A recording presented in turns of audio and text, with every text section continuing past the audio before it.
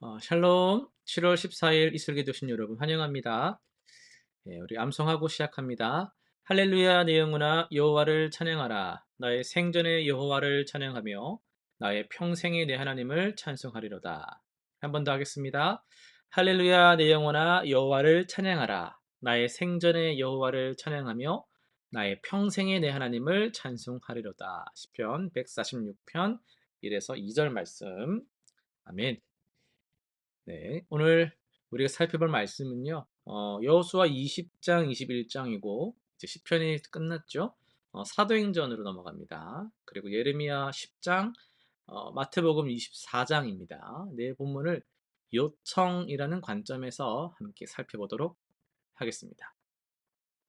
여호수아입니다. 하나님께서 약속하신 도피성과 레위 성읍이 완전히 이제 배정되었습니다. 이는 단순한 행정적 조치만이 아니고 하나님의 공의와 긍휼이 이스라엘 공동체에 구현되는 놀라운 사건이었죠. 레위인들은 그 땅에 기업이 없었지만은 하나님께서 친히 그들의 기업이 되시며 필요한 모든 것을 공급해 주셨습니다. 도피성은요 실수로 사람을 죽인 자에게 피난처를 제공해서 무분별한 복수들을 막고, 레위 성읍은 하나님의 말씀을 가르치고 제사를 드리는 영적 중심지가 되었습니다.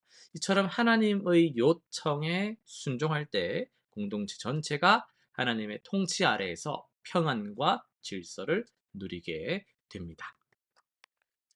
예레미야 10장입니다. 선민 이스라엘이 우상 숭배에 빠져서 하나님을 떠났을 때 예레미야는 백성들의 회개와 신앙 회복을 간구했습니다. 그는 우상들이 인간의 손으로 만든 헛된 것들이며 오직 창조주 하나님만이 참되신 분임을 선포했습니다.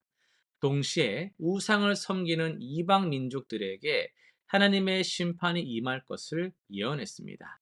이는 하나님의 거룩하심과 질투하심을 보여주는 것으로 하나님 외에 다른 것을 의지하거나 섬기는 모든 행위가 얼마나 어리석은지를 깨우쳐 줍니다. 우리도 세상의 헛된 것들의 마음을 빼앗기지 말고 오직 살아계신 하나님만을 의지하며 살아가야 합니다. 마태복음입니다. 예수님께서 종말의 징조들을 말씀하시며 제자들에게 깨어 있을 것을 당부하셨어요. 마지막 때에는 거짓 그리스도들이 나타나고 큰 환란이 있을 것이지만 성도들은 두려워하지 말고 끝까지 믿음을 지켜야 합니다. 주님의 재림은 번개가 동편에서 서편까지 번쩍임 같이 확실하면서도 영광스러울 것입니다. 그러나 그날과 시는 아무도 모르기 때문에 우리는 어떻게 해요? 항상 깨어 기도하며 준비하는 자세가 필요합니다. 이는 막연한 두려움이 아니고요. 소망 가운데 살아가는 성도의 올바른 자세입니다. 우리는 세상의 염려에 마음을 다 빼앗길 것이 아니라 주님과의 관계를 더욱 깊이 하며 거룩한 삶을, 사랑의 삶을 살아가야 하겠습니다. 네, 이어서 사도행전 말씀을 나누려고 합니다. 함께 모여 기도하는 힘이란 제목으로 말씀을 전하도록 하겠습니다. 여러분 혼자서 무거운 짐을 이렇게 막 들어보신 적 있으시죠? 정말 힘들고 막 꿈쩍도 안 할 때가 있습니다. 그런데 두 사람, 세 사람, 여러 사람이 함께 모여서 들면 어떨까요? 훨씬 가벼워지는 거예요. 저는 화분 들 때 그런 경험들을 자주 했던 것 같은데요. 오늘 본문에서 제자들이 보여주는 모습도 이와 같습니다. 예수님께서 승천하시기 전 제자들에게 말씀을 하셨어요. 예루살렘을 떠나지 말고 아버지께서 약속하신 것을 기다리라. 그 약속은 바로 성령 하나님이셨죠. 제자들은 이 말씀을 듣고 어떻게 했습니까? 각자 집으로 돌아가서 뭐 혼자 기도했을까요? 아닙니다. 그들은 마가 다락방에 모여서 함께 기도했죠. 120명입니다. 한 마음으로 기도했다라고 성경이 기록하죠. 떠난 사람도 있었지만 120명은 남아서 한 마음으로 기도했다라는 게 중요한 거예요. 그냥 단순히 같은 공간 안에 있었다라는 게 아닙니다. 여러분 120명 모인 교회도 다 각자 도생할 수 있는 거예요. 각자의 은혜만을 구할 수 있는 거예요. 중요한 건 한 마음이라는 거예요. 단순히 같은 공간에서 있었다라는 게 중요한 게 아니라 같은 간절함으로, 같은 믿음으로, 같은 소망을 가지고 기도했다라는 게 의미 있는 겁니다. 그런데 왜 하필 함께 모여 기도해야 했을까요? 혼자서도 하나님께 기도할 수 있는데 말이죠. 제자들은 앞으로 감당해야 될 그 사명이 얼마나 큰지 알고 있었습니다. 땅 끝까지 이르러 내 증인이 되라는 예수님의 명령을 들었을 때 그들은 자신들의 한계를 절실히 깨달았을 겁니다. 베드로는요, 예수님을 3번 부인했던 자신을 기억하고 있잖아요. 또 많은 의심 많았던 자기를 돌아보았을 겁니다. 다른 제자들도 다 마찬가지였습니다. 이런 연약한 자신들이 어떻게 온 세상에 복음 들고 나아갈 수 있을까요? 불가능해 보였어요. 바로 이때 그들은 함께 모여서 기도하기로 결심했습니다.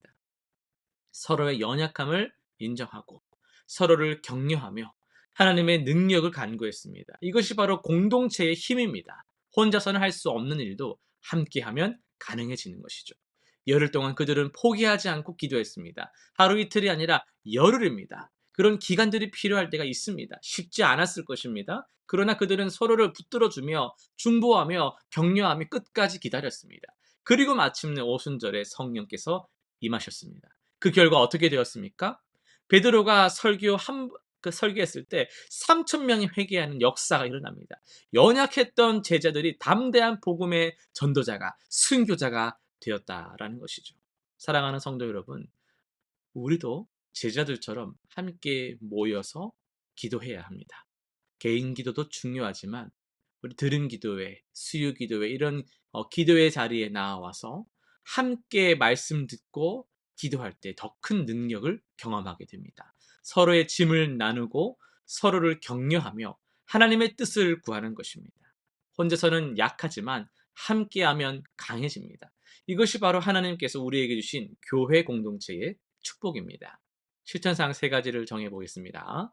첫 번째는 이번 주부터 가족들과 함께 드리는 그런 가정 예배 시간 아니면 가족 기도의 시간을 정해서 함께 매일 기도하시기를 바랍니다. 두 번째는요, 소그룹이나 기도 모임에 적극 참여하여 성도들과 함께 기도하는 시간을 늘려가시면 좋겠습니다. 세 번째는요, 어려움에 처한 성도들을 위해서 함께 기도하고 실질적인 도움을 제공할 수 있다면 그렇게까지 나아가시면 참 좋겠습니다. 기도하고 마치겠습니다. 하나님 아버지, 함께 모여서 기도하는 것이 얼마나 아름답고 큰 축복인지를 깨닫게 해주시니 감사드립니다. 우리도 초대교회 성도들처럼 한 마음 한 뜻으로 기도할 수 있도록 도와주옵소서. 개인의 유익보다도 공동체의 유익을 구하며 서로를 사랑하고 격려하는 성숙한 신앙인이 되게 하여 주옵소서. 예수님의 이름으로 기도드립니다. 아멘.